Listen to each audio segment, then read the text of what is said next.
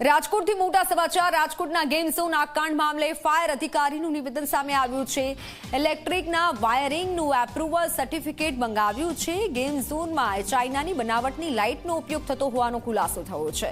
Certificate રજૂ કર્યા બાદ ગેમ ઝોન ચાલુ કરવાની મંજૂરી અપાશે। રાજકોટમાં 7 ગેમ ઝોનમાંથી 3 ગેમ ઝોન હાલ બંધ કરાયા છે। વચ્ચે પણ જે આગ લાગી હતી તેને લઈને પણ તપાસ હાથ ધરવામાં આવી, પણ રાજકોટમાં જે ગેમ ઝોનમાં આગ કાંડ થયો હતો તેને લઈને હવે અનેક ખુલાસા પણ થઈ રહ્યા છે, નિવેદન પણ આવી રહ્યા છે।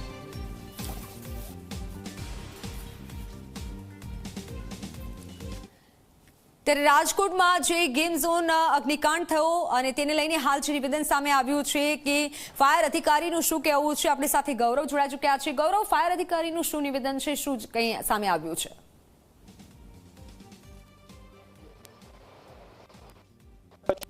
રવિવારની સાંજે જે ફન બ્લાસ્ટની લાગવાની ઘટના સામે આવી હતી ને શોર્ટ સર્કિટ તણખા છે, ત્યારબાદ ફાયર બ્રિગેડ છે કે તેમના દ્વારા તપાસના આદેશ છે તે આપવામાં આવ્યા હતા। આપણી સાથે ફાયર ઓફિસર અમિત દવે સાહેબ છે, તેમની સાથે વાત કરીશું। સર, કઈ રીતના તપાસ કરવામાં આવી છે અને ખાસ ચાઇનીઝ લાઇટ હોવાનું સામે આવ્યું છે, હકીકત શું આમાં? જે રવિવારે ફન બ્લાસ્ટ ગેમ ઝોનમાં આગ લાગી એમાં ડાન્સિંગ જમ્પિંગ જે એરિયા હતો એની ઉપર લાઇટની અંદર કંઈ સ્પાર્કિંગ થયું અને નાની એવી આગ લાગેલી હતી। અમને ફાયર કંટ્રોલ આવેલ, અમારો ફાયર ફાઈટર સ્ટાફ પણ મીનવાઇલ કે તેઓનો સ્ટાફ 10% હતો, એટલે આગમાં સારી મહેનત કરી અને આગ બુઝાવી નાખી। અને બીજું કે સ્પાર્કિંગના લીધે તણખા થયા હતા, એટલે જે હાઇટ ઉપર જે તે એમાં એ લોકોના બધો સ્ટાફ સક્ષમ હોવાના કારણે આપણે મોટી જાનહાનિ અટકી ગઈ છે। ઘણું સારું કહેવાય એ વસ્તુ। સર, વાયરિંગના સર્ટી આપે મગાવ્યા છે, હકીકત શું? અને આ જે લાઇટનો ઉપયોગ જે ગેમ ઝોનની અંદર કરવામાં આવ્યો છે એ ચાઇનાની લાઇટ હોવાનું સામે આવ્યું છે।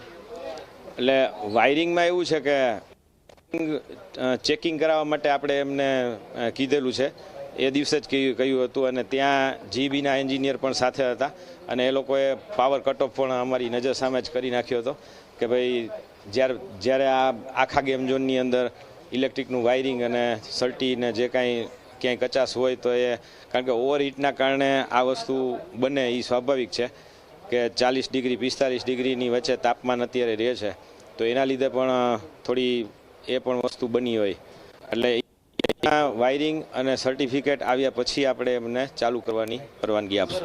રાજકોટમાં કેટલા ગેમ ઝોન છે, કેટલામાં તપાસ કરવામાં આવી, કેટલા બંધ હાલતમાં? ટોટલ 7 ગેમ ઝોન છે, બધાની તપાસ કરવામાં આવેલી છે। એ પૈકી 2 ગેમ ઝોન હાલ કોઈ રિપેરિંગ કે કોઈ કારણોસર બંધ છે, અને ત્રીજું આ જે ફન બ્લાસ્ટમાં નાની આગનો બનાવ બન્યો એટલે આપણે એ પણ બંધ હાલ પૂરતું બંધ છે।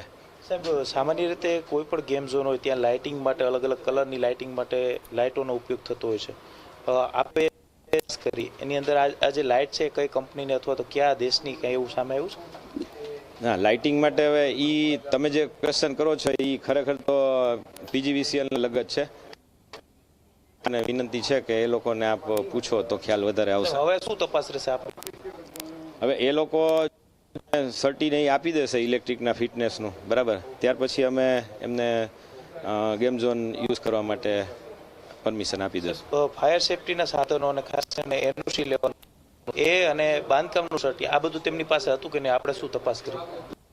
હા, સર્ટી હતા ત્યાં આપેલું હતું। ચોક્કસ જ રાજકોટની અંદર 7 જેટલા ગેમ ઝોન છે, તેની અંદર 3 જેટલા ગેમ ઝોન છે તે અત્યારે બંધ છે, તેની અંદર ફન બ્લાસ્ટનો પણ સમાવેશ છે તે થઈ જાય છે, પરંતુ રાજકોટ મહાનગરપાલિકાના ફાયર બ્રિગેડ વિભાગ દ્વારા જે સર્ટિફિકેટ છે તે મંગાવવામાં આવ્યું છે, વાયરિંગનું સર્ટિફિકેટ પણ મંગાવવામાં આવ્યું છે, અને હવે આ તપાસની અંદર શું નવા ખુલાસા?